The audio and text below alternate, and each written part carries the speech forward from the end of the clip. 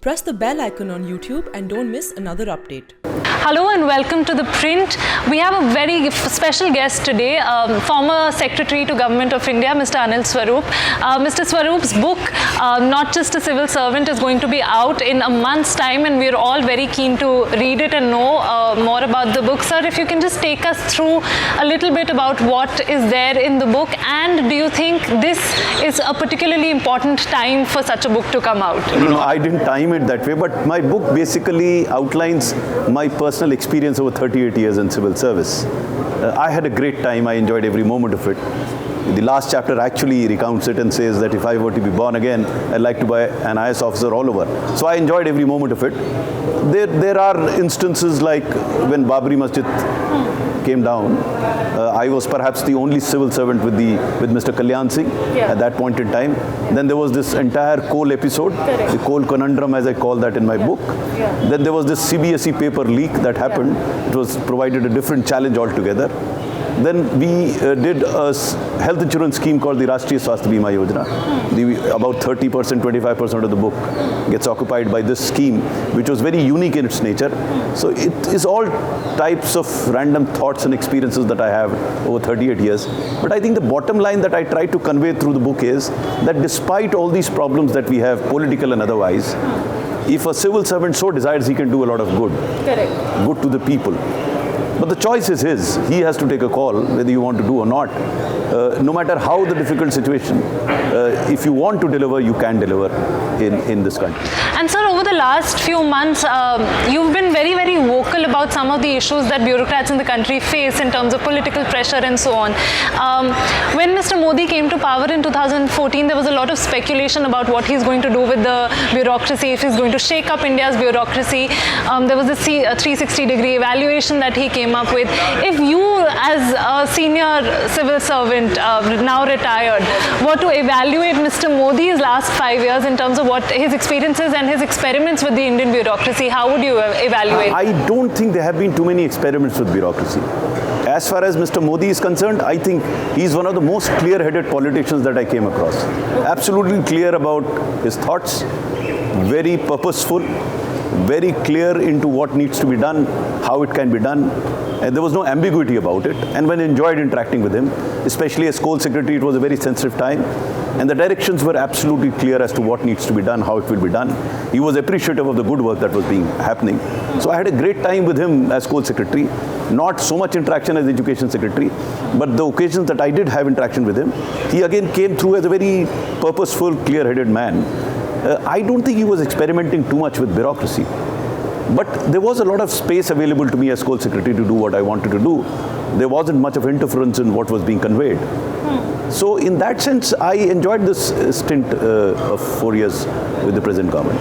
But when he came to power, there was this impression that, there's a lot more surveillance on bureaucrats. There's very little space for discretion among bureaucrats. Is that impression unfounded, or is there some truth to it? It's so subjective. I always believe that politicians define their own boundaries. Civil servants can define their own boundaries if they want. If they don't want to define boundaries, it's a different matter. But I think you have all sorts of civil servants, some of them feeling very oppressed, some of them doing what they want to do. We cannot have any control, or we should not have any control over politicians. It's for them to define what they want to do. But I can define my own boundaries and decide as to what I want to do. And in that sense, I take comfort from the fact that I did what I wanted to do. Why others do or don't do, only they can answer. But as far as I was concerned, I did whatever I wanted to do. It is so much dependent on the concerned civil servant to define his own boundaries. We don't realize that. If you do not have expectations from others or from the government as a whole, I think in the Indian administrative service, you can do a lot. But if you do expect something and you expect violent service or after retirement, then of course there will be handicaps here, there and everywhere. But then that's subjected to the officer concerned. It depends on him whether he wants something from the government. If you don't want anything from the government, you can actually get away with what you're doing. I'll come to this entire issue of post-retirement jobs because that's a debate that has surfaced in a large way again. But you say that it's up to the officer how much independence he or she can enjoy. But then we look at something, what is happening in the CBI, for example. You've spoken a lot about this entire mess that the CBI is finding itself in. Do you think it's the CBI and its officers who are to blame for it, or is it the political masters, as they say, who are to blame for this? As a civil servant, I've always believed that we should introspect. We have no control over the politician. It is the job of the politician to see that he survives well, because his job is insecure, my job is not. So why should I be governed by what the politician says? However, what happened in CBI is indeed very, very unfortunate. There is indeed something wrong with the selection process. I have said that and I repeat it, that an officer who was so good some time ago cannot become so bad to be kicked out twice. That surprises me. However, what happened in CBI was something which the bureaucrats did. I don't think politicians didn't do that. The spat between the two top officials is not politicians doing. It is those two officers. In my entire career, there have been occasions where there have been difference of opinion with your boss, but there are ways in which you sort them out. You don't have a public spat over it. It could have been handled much better. Selection obviously was done by somebody else. But once in office, I think it's the job of the civil servant to behave in a manner that is becoming of a civil servant. If you don't do that, then you suffer as a consequence of it. I'm not passing a value judgment on what happened, but I feel pained at what happened at CBI, because CBI along with CVC and CAG and Election Commission are institutions of which we are proud of, and all these institutions are manned by civil servants. Look at Election Commission. We are proud of that institution because manned by civil servants. So we can continue to be proud of such institutions, and it's the job of the civil servants to see that such institutions of repute continue to be institutions of repute. Not many people can say that about CBI in view of this spat that happened very recently. So that's before that. Yes, before that. So it's sad that it happened, but someone has to introspect and see why it happened.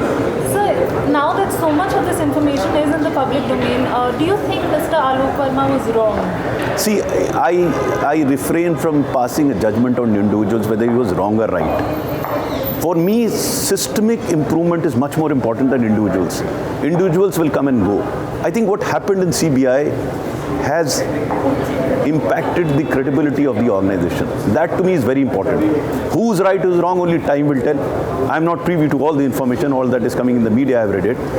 On the basis of that, to pass a judgment who's right and who's wrong is not correct. But what is wrong is the impact it has had on the institution. That I think is very serious.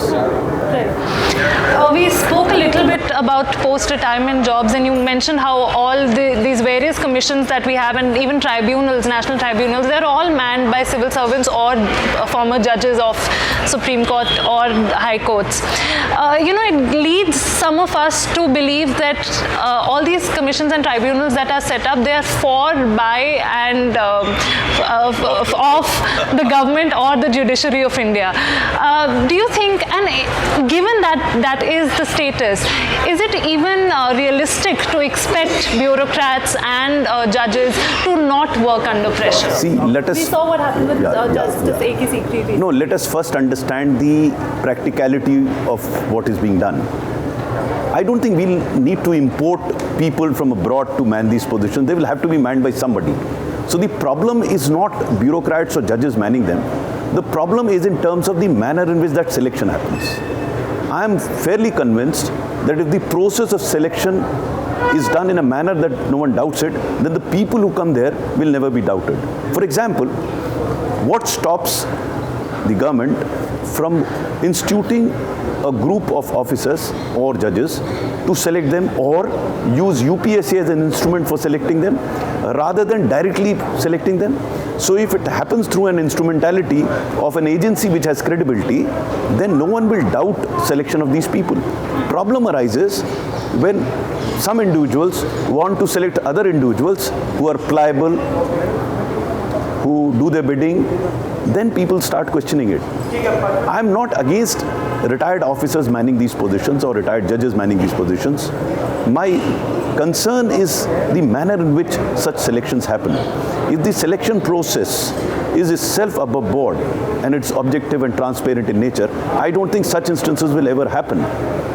So, for example, the selection of the officers, like the IS officers, they get selected. No one questions the selections, does it? Yeah. But in other cases, they question it. The reason is very simple.